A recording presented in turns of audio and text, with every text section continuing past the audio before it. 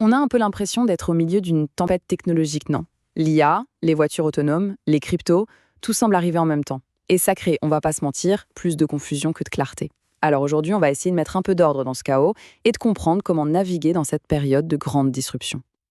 Pour y voir un peu plus clair, parfois, il faut regarder en arrière. Faisons un petit bond dans le passé. Au XVIIe siècle, le philosophe Francis Bacon, lui, il avait déjà identifié 3 technologies qui avaient absolument tout changé. L'imprimerie, la boussole et la poudre à canon. Pour lui, c'était clair, il y avait un avant et un après. Le monde avait été complètement redéfini. La grande question, c'est est-ce qu'on vit la même chose aujourd'hui? Parce qu'aujourd'hui, on parle de l'IA, des véhicules autonomes, des cryptos. Franchement, la liste est vertigineuse. Mais on a souvent cette image de l'inventeur qui a une illumination soudaine, un moment eureka. En réalité, le processus ressemble beaucoup plus à un énorme gribouillage. C'est confus, c'est désordonné, et ça n'a vraiment rien d'un simple éclair de génie. Bon, alors plongeons dans le vif du sujet, ce qu'on appelle le désordre intermédiaire. C'est quoi? Eh bien, c'est cette période, souvent longue et compliquée, où une nouvelle technologie fait son apparition, mais n'a pas encore vraiment trouvé sa place. Et ça crée à la fois énormément d'enthousiasme, mais aussi beaucoup d'incertitude. Prenons l'exemple de ChatGPT. On a tous été bluffés par sa montée en flèche. C'est l'adoption la plus rapide de l'histoire.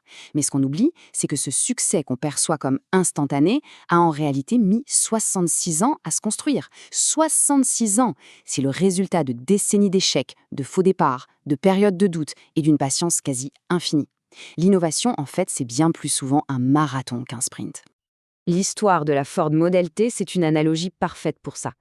La voiture en elle-même ne suffisait pas. Il a fallu construire des routes pavées, des stations-service, inventer un code de la route, bref, il a fallu créer toute une infrastructure autour. Eh bien pour l'IA, c'est pareil. Elle ne peut pas progresser toute seule dans son coin. Elle a besoin d'autres technologies, de nouvelles règles et d'une véritable adaptation de la société. Ok, maintenant qu'on a bien compris que l'IA est le fruit d'un très long processus, regardons un peu où on en est vraiment aujourd'hui. Si on regarde au-delà du buzz, au-delà des gros titres, quels sont les développements qui sont en train de préparer le prochain chapitre? Alors, il y a un mot qui commence à émerger un peu partout, c'est l'IA agentique. La différence avec ce qu'on connaît est énorme. Aujourd'hui, une IA attend une commande, du type écris-nous un email. Une IA agentique, elle, comprendrait l'objectif final. Par exemple, organise mon voyage à Londres. Et elle prendrait seule les initiatives pour y arriver. Trouver les vols, réserver l'hôtel, proposer un itinéraire. C'est un vrai changement de paradigme. Mais attention, l'IA n'est qu'une seule pièce du puzzle. Le véritable tour de force qui se prépare, c'est la convergence de plusieurs technologies, dont ce que certains appellent l'intelligence vivante. Imaginez un peu, on combine le cerveau de l'IA avec des sens ultra perfectionnés, les capteurs, et avec la capacité d'adaptation du monde vivant, la biotechnologie. Là, on ne parle plus de machines qui calculent, mais bien de systèmes qui sentent, apprennent et évoluent en temps réel. Bien sûr, toute technologie aussi puissante jette une ombre. C'est donc absolument crucial de se pencher sur les défis, sur les externalités négatives qui accompagnent ces avancées fulgurantes. Et le premier coup caché, il est écologique. L'IA a une fin d'énergie qui est juste dévorante. Pour se faire une idée, on estime que sa consommation électrique va augmenter de 160% d'ici 2030. C'est colossal. Ça représente l'équivalent de la consommation annuelle de plusieurs pays. C'est un défi immense pour la durabilité de notre planète. Le deuxième coup, il est social. Et c'est la méfiance. Ce graphique l'illustre parfaitement. Une majorité de personnes sont aujourd'hui plus inquiètes qu'enthousiastes à propos de l'IA. Or, pour qu'une technologie soit vraiment adoptée par la société, la confiance, c'est un prérequis absolument non négociable.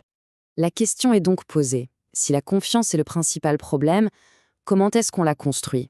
Comment est-ce qu'on arrive à ouvrir cette fameuse boîte noire de l'IA pour que l'on comprenne enfin ce qui se passe à l'intérieur? Eh bien, FICO, l'entreprise qui est derrière le fameux score de crédit américain, a une approche assez fascinante. Eux, ils utilisent la blockchain pour créer une piste d'audit totalement infalsifiable pour chaque étape du développement de leur modèle d'IA. Le résultat? Une transparence totale et une réduction de 90% des rappels de modèles. C'est énorme. Et puis, une troisième zone d'ombre apparaît, les conflits sociaux. Il faut bien comprendre qu'une IA n'est pas intelligente. Elle apprend en analysant des quantités astronomiques de données. Et ces données, des textes, des images, du code, sont le fruit du travail de millions d'êtres humains. La question devient alors brûlante. À qui appartient la valeur qui est créée à partir de tout ce travail collectif? Une solution qui commence à émerger, c'est le concept de coopérative de données. Il faut voir ça un peu comme des syndicats, mais pour les données. L'idée, c'est qu'en regroupant leurs données, les travailleurs peuvent négocier collectivement leur utilisation et s'assurer qu'ils sont compensés équitablement pour leur contribution à l'entraînement des IA. Bon, maintenant qu'on a un peu exploré tout ce paysage, la question c'est comment est-ce que les entreprises, les dirigeants, peuvent passer de la simple observation à une véritable stratégie d'action concrète? C'est vraiment le défi central. Si on investit trop tôt, on risque de gaspiller des ressources, mais si on attend trop longtemps, on risque d'être complètement dépassé. Il faut donc un cadre stratégique pour gérer ce que l'on pourrait appeler une innovation à cuisson lente. Pour y voir plus clair, voici un outil très utile. La matrice de faisabilité technologique. Elle classe les innovations sur 2 axes, leur coût et leur faisabilité technique. En haut à gauche, on a les projets lunaires, très chers et très difficiles.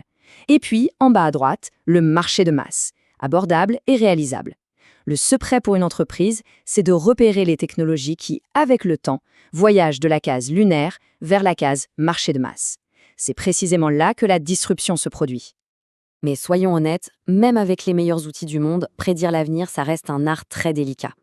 Et ce qui est vraiment fascinant, c'est que lorsqu'on interroge les experts, leur réponse dépend moins de la technologie elle-même que de qui ils sont. En gros, on peut distinguer 3 grandes familles de pensée. D'abord, il y a les techno-optimistes, qui nous promettent une utopie d'abondance grâce à l'IA. Ensuite, il y a les économistes, souvent plus mesurés, qui parient sur une transition qui sera difficile, c'est sûr, mais positive à la fin, comme ça a toujours été le cas avec les technologies passées. Et enfin, il y a les pessimistes, qui nous alertent en disant « Attention, cette fois c'est vraiment différent », et qui prédisent un remplacement massif des emplois humains. Et tout ça nous amène à cette conclusion, qui est assez percutante. Notre vision de l'avenir est profondément façonnée par nos valeurs, par notre formation, par nos intérêts. Il n'y a pas une seule vérité objective. L'utopie pour quelqu'un peut être la dystopie pour quelqu'un d'autre. Donc voilà, les experts sont divisés, le futur n'est pas encore écrit. La vraie question au fond n'est pas « que va-t-il se passer ?», mais plutôt « quel avenir voulons-nous construire ?» Ce désordre ambiant, ce n'est pas seulement une menace, c'est aussi une page blanche. La question qui reste pour chacun d'entre nous, c'est de savoir quel rôle nous allons y jouer.